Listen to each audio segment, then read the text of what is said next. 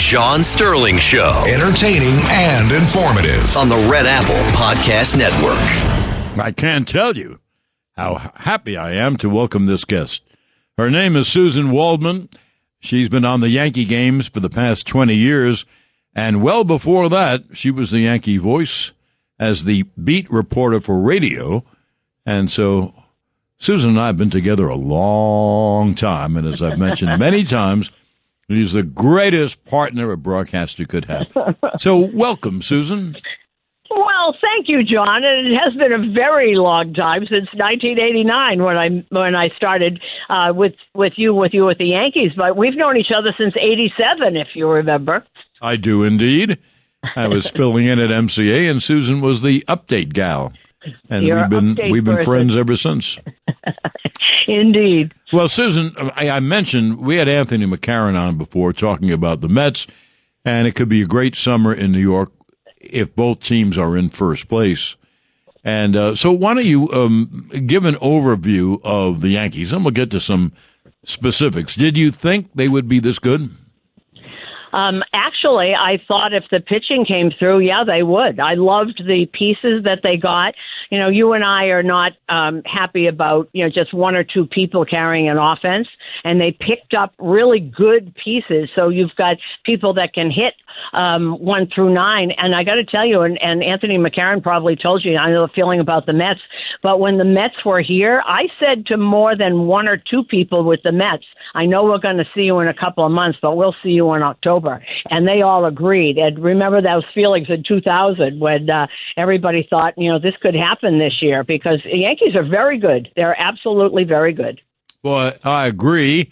And as far as the pitching, you're led by two pitches, Max Fried and Carlos Rodon. Rodon's pitching the best he's ever pitched, I think, anywhere.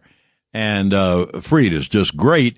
And then the odd person, Suzyn, is the guy pitching tonight, Ryan Yarbrough. Ryan Yarbrough, whom we saw in Tampa, does a little bit of this and a little bit of this. And one of the things that he is, John, and you saw this, he's extremely confident. It's going to be really interesting because he doesn't throw hard, obviously, and he's going up against a guy who throws 100 miles an hour today. But don't forget that Luis Gil is coming back. He'll be back within probably a month of the All-Star game. And you got Max Fried and you got Carlos Rodon, and then you'll have Luis Gil, who was last year's Rookie of the Year.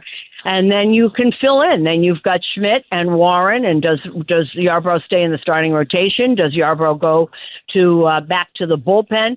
But Yarbrough, we saw him. He opened. He did a bulk guy. He pitched at the end of games. But he is really good. He flummoxed the Dodgers. He really did. He looked tremendous against them. This will be an interesting start for him. But the people that Luke Weaver is a loss right now that he is not here. But the bullpen itself, except for the couple of blips that Devin Williams has been really good. But I think it's the lineup that has 1 through 9 has been able to manufacture runs. They hit the ball where it's pitched. So you're not looking anymore at if Aaron Judge doesn't hit, the team doesn't win. Those days are gone. They really are. Absolutely. About Yarbrough, that's what I remember, that he would be the starter for one inning or pitch the bulk. Boy, and he's been great. When I grew up, the Yankees you don't see many pitches like that anymore. I mean, Yarbrough was this generation's Jamie Moyer. But when I was a kid, Eddie Lopat pitched for the Yanks, Preacher Rowe pitched for the Dodgers, and they, basically pitched the same way. And it's thrilling to see Yarbrough get people out with his stuff. And he's, I guess, been able to change speeds enough and keep the ball down. And, boy, he's been great for the Yanks.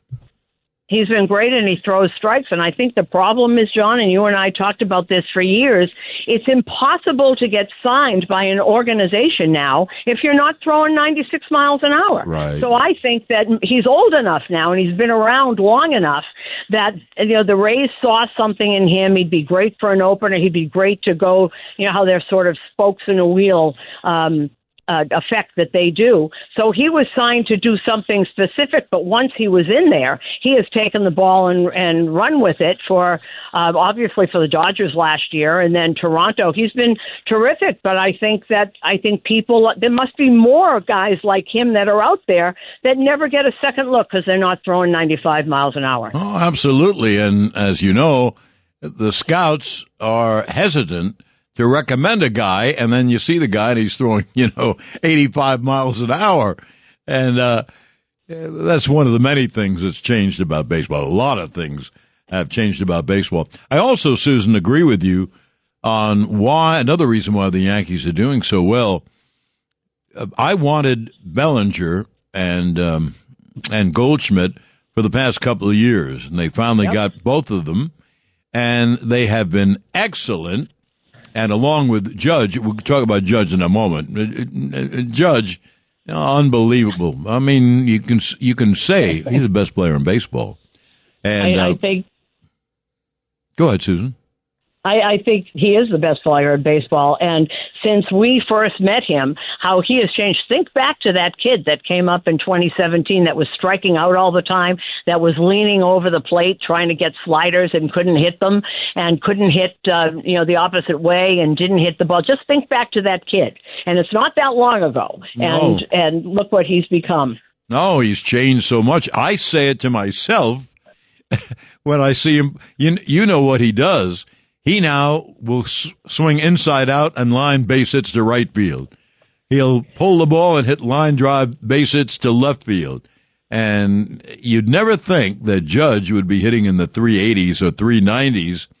And he's a great outfielder with a great arm. And most of that, Suzyn, you can talk about this too. He is a worthy successor to Derek Jeter. He takes his captaincy very seriously. And he's there for all the other players. He's not there to boost himself up. It's very tough to be another Derek Jeter, and he is. He does it in so many ways, and it's not just just what he does on the field, because we take that for granted.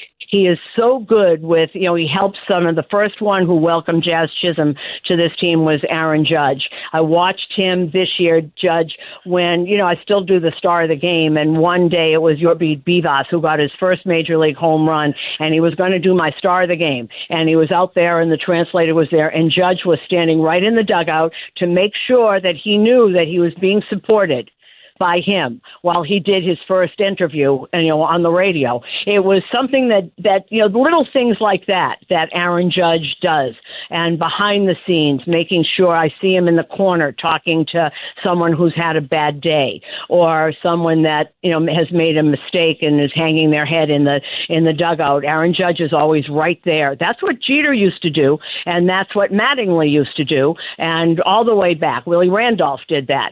And you have to have that kind of person besides the great hitter who's now hitting 397. I had him on the field last night, Johnny. You'll love this. And I asked him about his approach, that when did this change? And he said, the home runs will come. And people write, no, he hasn't hit a home run in 8 games, 9 games. But he's hitting 397. He's getting people score. I mean, he's got RBIs. And he said, the home runs will come. I just need to move people in. I need to get on base. That's a kind of a philosophy that we haven't seen around here for a long time, but you and I grew up with that, and it's great to see. No, he's marvelous in every respect.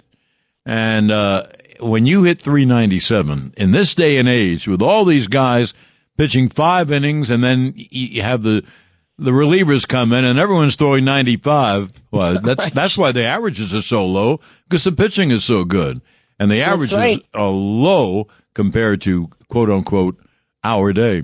Suzyn, I want you desperately to stay right where you are. We have to break for, pay the bills, which you're very familiar with, and but then we'll get back. You going to stay? Yes, of course I'm going to stay. Where would I go? Yeah, where would you go?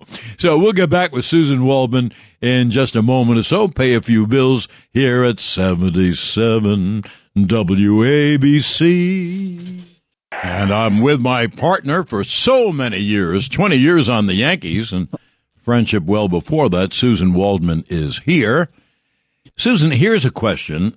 I don't think I've heard it answered, and I'd like you to answer it. Okay. They had to decide where to play Jazz Chisholm and where to play DJ. In my mind, since I think DJ plays third great, and Chisholm obviously has more range, and you need range at second more than third. So why is Mooney playing him in opposite positions? Well, I think that they're not worried, but they just want to make sure that DJ is totally built up. Don't forget he's been out for a long time. And I think they think it's probably an easier because he's so used to second base and he does it so easily. I think they just want to get him established right there, not have to move him back over to third base where he maybe has to worry about that. They want to actually, I think, see if he can regain his hitting stroke. It's starting to come back, but I think they just wanted to leave him there. And Jazz actually went back and said, I'll do anything. How good is this to hear? He actually said, I'll do anything to help the team. I'd rather play second, but you want me to play third? I'll play third. And as long as my feet are on the dirt and not in the outfield, I'll be fine. But I think it's more for DJ than for Jazz. Well, Aaron Boone has said that. I have, as you well know, I don't believe a whole lot of what I hear. And it makes sense because he has said, I want a DJ to feel comfortable. And obviously playing second is comfortable. And it would really be something for the Yankees if he started to hit. And, we saw him at his best. In his first year with the Yankees, I think he had 26 homers, 102 RBIs, and he hit in the 320s to 330s as he won another championship. That team is very solid. And do you think there's any chance that Oswaldo Cabrera can come back or not? I would say no. He told me the other day that the surgeon said it's a possibility, but I think that's to put a carrot in front of him. He's as positive as he's as positive as any human being on this earth. But there's a plate in there and there's screws, and my guess is no, but he's tooling around here on a little scooter, with the leg up and smiling and making everybody else feel good. It was just an awful accident and terrible thing. And the thing that's amazing to me, John, and we've heard about players like this, he was in awful pain because his ankle was just broken and shattered. And Judge came over, and the first thing he said was, Judgy, did I score? Yes. Yeah. I did read that. Yeah, he was hurtling toward the plate, and it happens too often in baseball where you crack your ankle. It happens a lot, breaking ankles, sliding into bases. Suzyn, I've mentioned that you were the beat reporter. I don't know other way to say it. You were the beat reporter for WFAN for many years, and I heard this story. You can tell me if it's true or not. Everyone at that station was a Mets fan, and they had no Yankees, and they turned around and put you on the road. That was a great way for you to begin, get out of the studio and be with the Yankees. So is that how it came about? Well, it ended up that way, yes. But how it happened was that I was the worst update person in the history of the world because I'm not good at that, writing things and sitting in a studio. I wanted to be I wanted to be out the games. I wanted to go there, and I suggested to the then program director, John Pruder, I said, you guys are talking to the beat writers for the Daily News. They had Bill Madden on the air and Moss Klein and all these people. And I said, give me a tape recorder. I've got a car. Let me do it because they're never going to tell you things. And John Pruder said, what a great idea. So I actually was the first electronic beat reporter of any kind. And of course, the team across the river had just won the World Series. So nobody wanted to go to the Yankees. And I said, I'll go. That's how I got the Knicks, because the Knicks were terrible. But I knew that Rick Pitino had a background, and I knew him when he had the kids at Boston University running up and down the court with bricks in their hands because they were out of shape. And I figured he's going to be great, and nobody wanted to do the Knicks because they stunk. And I said, I'll go. And that's how that started. And that year also, I went did the Devils because everybody else wanted to do the Rangers, and that was the year the Devils actually got to the playoffs, so they had to send me because I was the only one who knew the team. Well, Suzyn was a trailblazer in so many ways. Are you, when you look at this, with all the women now on the air in sports, it give you a little bit of pride that you blazed the trail? A little bit, because you know me. I never am satisfied with anything. So it's I look and I see that there are other women. To me, it's taking too long, and they're still not given important jobs unless they really push for it. But to see other, because there was a time, and you know this, John, that I was the only female ever anywhere, and we were the only time that I told John many times. There was a woman who covered the Oakland A's of the Dave Stewart, Tony La Russa A's. Her name was Suzyn Waldman, and the only time the two of us were ever totally comfortable was when the A's were playing the Yankees, because the Yankees expected to see a woman every day, and so did the A's. And that's how it was back then. There were just two of us, and it was very, very different. And so you're always a little bit uncomfortable. And John knows I still am uncomfortable because I always think someone's catching up to me. So you got to keep going. Yes, you certainly have to keep going. What was the name of the gal? Now, this goes back to the late 70s when a woman was finally allowed into the locker room. I can't think of her name. Melissa Lutke. Yes, Melissa Lutke. Melissa Lutke of Sports Illustrated. And now it seems ridiculous. Who cares who's in it's ridiculous because she had to take them to court. She sued Bowie Kuhn, and the reason that women got in is that she won her case. The judge happened to be Constance Motley Brown, who did a couple of other things like work for Thurgood Marshall and civil rights and the Brown versus Waterfication, and she was the judge.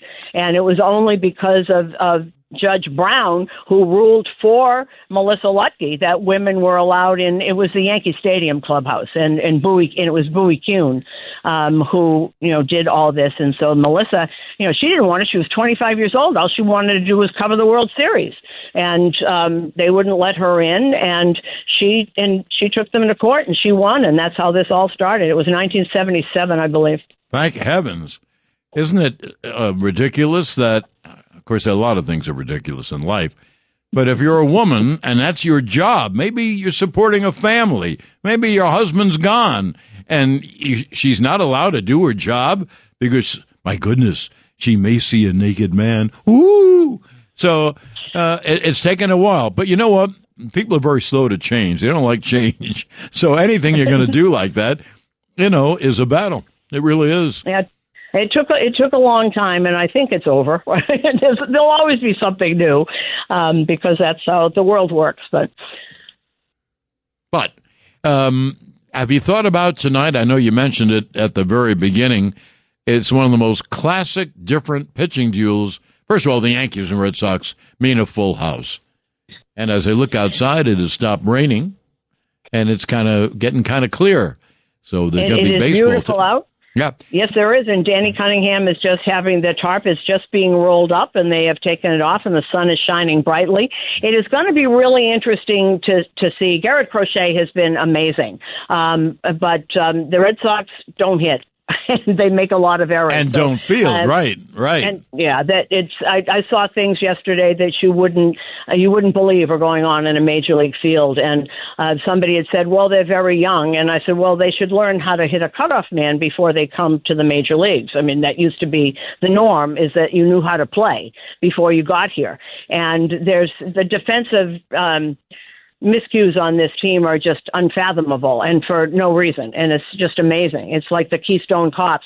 So Garrett Crochet, I don't know if they're going to hit him at all, but I don't know that the Red Sox are going to hit Ryan Yarbrough. So it's going to be two different styles. It's going to be fascinating. I would think that Garrett Crochet reaches 100 and Ryan Yarbrough reaches, 85, 90, maybe. So I think it's very exciting. I can't wait to see the duel. And I can't wait to see you again. So thank you for your time. I appreciate it. We'll talk in private soon. And, okay. And thank you, Suzyn. You're great. You're great. Anytime. Just call. I will. I will indeed. Okay. Thank you, dear. Appreciate it. Let's take care of the spots. And then no spots? Oh, good. I didn't know I had done all the breaks. Thank you very much. That's Jonas Jackson telling me how to run my show. The nerve of him. Well, I'm sorry I didn't get to more phone calls. Next week we will. It has been Anthony McCarron was terrific. Suzyn Waldman was terrific. You know, I love doing this show. It's easy and a pleasure to do, really. And I'm quite happy about it. When are we off? Oh, I have time. I have time. I was talking about Garrett Crochet and Ryan Yarbrough. You can't see two more different pitchers, and they're both starting at Yankee Stadium, where, you know, they'll have the sellout of 46 or 47,000 people, and all that goes into the Red Sox and the Yankees. Crochet has a great ERA. I think it's actually under 2, just under 2. But he can't win because the Red Sox lead the league in errors, and they haven't been hitting a lot. And also, everyone has injuries. You can't use that as an excuse. But the Red Sox have lost both corners of the infield. Tristan Casas at first base, left-hand hitter, you know, can be a 30-home run kind of guy. And Alex Bregman at third is a great third baseman and a really strong hitter, and is something that they need a right-hand hitter in back of in back of all their lefty hitters.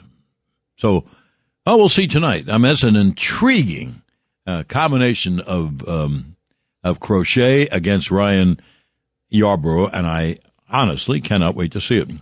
Well, upcoming is Vinny Madunio. And you know what Vinny's going to do? He's going to play the greatest music you ever heard. And if we can get him to, maybe Vinny will even sing a little bit. Is that possible? I know I would, because I'm a terrible ham and a terrible singer. So I thank you. We'll see you. We'll see you next week at 4. My thanks to Jonas Jackson, Eric Williams, and Rich Rottabali. And thank you for listening. It has been a pleasure. Thanks for listening to The John Sterling Show. You can hear The John Sterling Show Saturdays at 4 on 77 WABC. If you like the podcast, share it with your friends and listen anytime at WABCRadio.com and download the WABC Radio app. Hit that subscribe button on all major podcast platforms. Plus, follow WABC on social on Instagram, TikTok, Facebook, and X. See you next time for a new episode so you never have to wonder. What the heck is going on here?